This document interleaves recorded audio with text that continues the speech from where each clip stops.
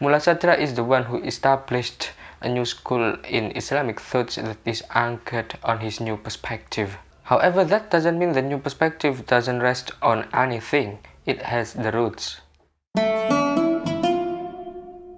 To discuss the main sources of Sadra's thought, we should start with the roots of the tradition of Islamic thought itself, namely the Quran and Hadith. Mullah Sadra was very familiar with the complexities of the Quranic verses, and he explained them the deeper way than other philosophers such as Ibn Sina and Surawati to make them cornerstone for his philosophical views. To unveil the inner meaning of the Quranic verses, Mullah Sadra more often refers to Ibn Arabi and other Sufi figures rather than philosophers. Sadra's teachings were greatly influenced by the spirit and the light of the Quran that shone on every page he wrote, which according to Nasser, quotes, "Without the direct influence of the Quran, his writings would not be conceivable." Besides being familiar with the Quran, Sadra is also familiar with Hadith. His commentary on the book Usulul Kafi signifies how he truly mastered the transmitted sciences. Mullah Sadra's point of views were also influenced by the views of Muslim theologians. With regard to Kalam or Islamic theology, Mullah Sadra is not only familiar with Shia sayings, but also masters Sunni teachings. Several figures of Sunni theologians such as Abul Hasan al-Ash'ari, al-Ghazali, and al-Razi are often quoted by Mullah Sadra. The views of the Mu'tazilite rationalists are also occasionally quoted by Mullah Sadra. Ismaili thinkers, in particular the Ikhwanus Safa, also infused considerable influence to Mullah Sadra's worldview. As a philosopher who was already enlightened, Mullah Sadra was undeniably very close to all of the main schools of Sufism. The Sufis who wrote both didactically and poetically became the sources of Sadra's spirituality. He was well versed in Persian Sufi poetry, the center of which was Shiraz, where he was born. But within the Persian cultural world, it is Rumi's Masnawi most often quoted by him. The school of Ibn Arabi left a major imprint in Sadra's works. He frequently quotes two of Ibn Arabi's masterpieces, Futuhatul Makkiyah and Fususul Hikam. Ibn Arabi's commentators such as Sadruddin al-Qunawi and Dawud al-Qaisari gave much influence on Sadra. In the domain of philosophy, Mullah Sadra has a broad understanding of the ideas of Greek philosophers. Not only Plato and Aristotle, the pre-Socratic philosophers also became Mullah Sadra's great concern. His special attention was on Pythagoras, whom he considered the true philosopher as Surawati admitted it. This was probably due to the Ishraqi elements and also to the influence of the Rasail Ikhwanus Safa on Mullah Sadra. Sadra's understanding of the thoughts of Plato, Aristotle, and Neoplatonism was not disputable.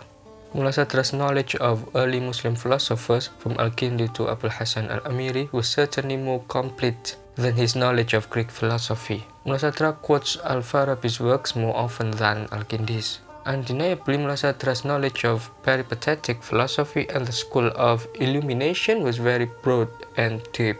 The two schools of philosophy became the foundation of his worldview. Obviously, the role of Sadra's master was indisputable. That is the founder of the school of Isfahan, Mitamad. Although Mitamad was essentially Avicennian with Ishraqi color and differed in many ways from Mullah Sadra. Quote, "In speaking about the sources of Mullah Sadra, it must be remembered that all the ideas which Mullah Sadra drew from these various sources served as construction blocks in a structure whose style is distinctly his own and indicative of a new intellectual perspective within the traditional Islamic worldview. This truth will be pronounced if one takes the trouble to make an actual comparison between the original sources and Sadruddin's use of them in his doctrinal expositions. It has been said that, for example, Mullah Sadra took the doctrine of the unity and principle of existence from the Sufis, the unity of the agents of intellection, the intellect and the intelligible from Abul Hasan Amiri, and before him from Porphyry, and certain aspects of his theory of knowledge from the Ishraqis. But when an actual comparison is made between the original statements concerning these doctrines and their exposition by Mullah Sadra, the transformation that these ideas have undergone in becoming elements in the intellectual universe of Sadruddin stands out clearly. Creativity in a traditional setting means not an individualistic discovery or creation of a truth, but a fresh vision of that reality which always is and will always be. But being a new vision, it implies by definition a creative act in which the same universal truths receive a new interpretation and application in accordance with the particular moment in the historical unfolding of the tradition in question. Thus, there are four main schools of thoughts united by Mulasatra, which is of course with his own philosophical views. Firstly, Kalam tradition, secondly, Ibn Sina's peripatetic, thirdly, Zoroastri's philosophy of illumination, and fourthly, Ibn Arabi's Gnostic tradition. All of them were twisted together and became the basic foundations of Satra's worldview, which was also packaged with and to explain Islamic sources, namely the Quran and Hadith. Here we need to briefly describe the distinction between Sufism and Irfan, although in general both are considered synonyms of mysticism. In fact, Sufism is often identified with spiritual practice or what is commonly called suluk in the Sufi orders or tariqah, while Irfan, which is often considered a synonym of gnosis, is closer to mystical philosophy or mystical language. What is important to note is that actually Sufism and Irfan share the same epistemology, which is in turn also the epistemology of the Illuminationist tradition. The basic principle of this school is that knowing something is the same as gaining an experience of it, which means immediate perception of its determining elements. This epistemology requires the experiential knowledge of something to be analyzed demonstrationally, after gaining it intuitively immediately. For the Illuminationist tradition, more than Irfan, it is integrated to the system. In Hikmatul Ishraq, Zoroastri states, "At first I didn't get ideas through the cogitation but through something else. Only after that I looked for evidence about it." In contrast to peripatetic philosophy, the Illuminationist, Sufism and Gnosis schools emphasizes the use of intuition or dhawq or spiritual testing as the most reliable force for testing the truth. For the Illuminationist school, the truth must be able to be revealed and verified demonstrationally in order to become systematic knowledge. How rigorous Satra is in the use of rational demonstration, it doesn't reduce the density of the mystical nature of Satra's philosophy. Satra upholds the rational demonstration on the one hand and clings to the spiritual testing so zealously that it seems to belittle the possibility of perceiving the truth only through the rational demonstration. For Satra, the attainment of knowledge of reality is possible only at this mystical level. This mystical knowledge is in turn synonymous with knowing by presence, ilmul huduri or knowledge by presence. Mullah Satra's philosophical system is called Al-Hikmah Al-Muta'aliyah, which is also the title of his magnum opus, which later became the name of Mullah Satra's school. Actually, the name Al-Hikmah Al-Muta'aliyah was not coined by him, but had already appeared in Dawood Qaisari's commentary upon Ibn Arabi's Fusus. Specifically, Qaisari uses the phrase Al-Hikmah Al-Ilahiyah Al-Muta'aliyah in discussing God's knowledge of something. Qutbuddin Shirazi, a 14th century illuminationist, had also used the term Al-Hikmah Al-Muta'aliyah, which he meant to refer to the divine wisdom.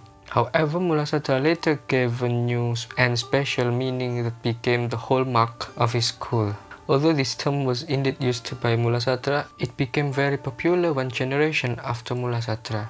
His pupils such as Abdul Razak Al-Hiji and others called Mullah Satra's philosophy Al-Hikmah Al-Muta'aliyah. During the period of the Qajar dynasty, this term became more and more commonly used. Syed Hussain Nasr translated the term into the transcendent theosophy, in order that the word theosophy is not confused with a syncretic and sometimes mysterious esoteric movement. Let's just translate Hikmah Muta'aliyah into the transcendent philosophy. Moreover, the word transcendence, Muta'aliyah, has represented what Satra meant wholly. So the word transcendence must be understood as, quote, the true sense of the word because it derives from the knowledge of a word that transcends the ontological status of man in this terrestrial state of existence and stands above his everyday state of consciousness.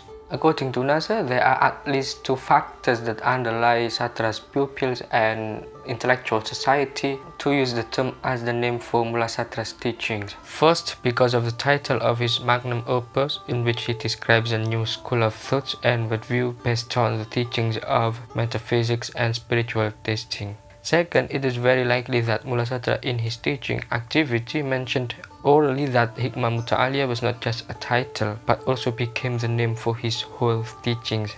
It is important to note that the word hikmah in the history of Islamic philosophy has always been paired with the word falsafa itself. Sartre defines philosophy as the perfecting of the human soul to the extent of human possibility through knowledge of the essential realities of things as they are in themselves and through judgment concerning their existence, established upon demonstration and not derived from opinion or through imitation. Or if thou likest, thou canst say it is to give intelligible order to the word to the extent of human possibility in order to gain resemblance to the divine. The perfecting of human soul becomes an ontological journey and is then formulated on epistemological level where rational demonstration applies. So basically, Sartre's philosophy is not just a philosophical discourse, but a rigorous synthesis of three intellectual facets: intellectual intuition or illumination, kashf or dhawq or ishraq,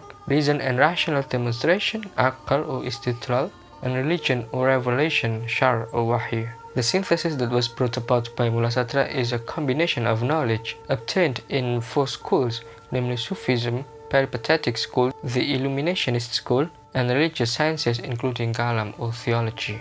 In fact, Mullah Sadra in terms of epistemology owes a lot to Suhrawardi. It is undeniable Sadra actually followed Suhrawardi's footsteps, but Sadra was more successful in providing a rational basis for knowledge gained through spiritual witnessing. Sadra and Suhrawardi both walked in the same path, but Sadra went farther to the end of the road and managed to solve more philosophical problems than Suhrawardi. Perhaps also the age factor that Suhrawardi died when he was about 36 years old. Although Sadra and Suhrawardi share the same epistemology, they both take different paths in apprehending ontological issues. It is the most important difference that Sadra's assertion of the principality of existence is in contrast to the principality of quiddity held by Suhrawardi. Mullah Sadra's great synthesis had a profound influence on later Persian thought. Nonetheless, it would not be correct to say that his thoughts completely dominated the entire philosophical circle in Persia, since in fact Sadra had opponents of his teachings even today. Although briefly dimmed shortly after his death due to certain political conditions, Mullah Sadra's transcendent philosophy then reappeared during the Qajar period, both in Isfahan, the center of all the Islamic philosophy, and Tehran. Mullah Sadra's influence in India began to emerge from the middle of the 17th century, almost from the time of his death. Recently, there have been many books that study Sadra's ideas. Sadra has also been introduced to the West and other parts of the non-Islamic world by scholars such as Hussein Nasr, Izudsu, and Corbin. Now there is a great deal of interest in his works in the West as well as in parts of the Islamic world such as the Arab countries, Malaysia and Indonesia, which previously didn't show much interest in later Islamic philosophers in general and Mullah Sadra in particular until recently. Quote, Mullah Sadra possessed that rare combination of perfect religious faith, acutely logical mind and a heart inclined by nature towards the contemplation of the supernal verities that made possible the founding of a school such as that of Hikmah al-Muta'aliyah. He created a body of teachings in which the theological, philosophical, mystical, and Gnostic schools in Islam were at least harmonized after they had undergone their full elaboration. Seen in this light, Mullah Sadra represents one of the crowning achievements of nearly a millennium of intellectual life, enlisted in an explicit and outwardly manifested from the unity that dominates the Islamic message and has been implicit and ever present from the very beginning of the Islamic revelation in all the true expressions of Islamic intellectuality. By the way, you can support this channel by donating via PayPal and the link is on the description below. Thank you so much. See you next time.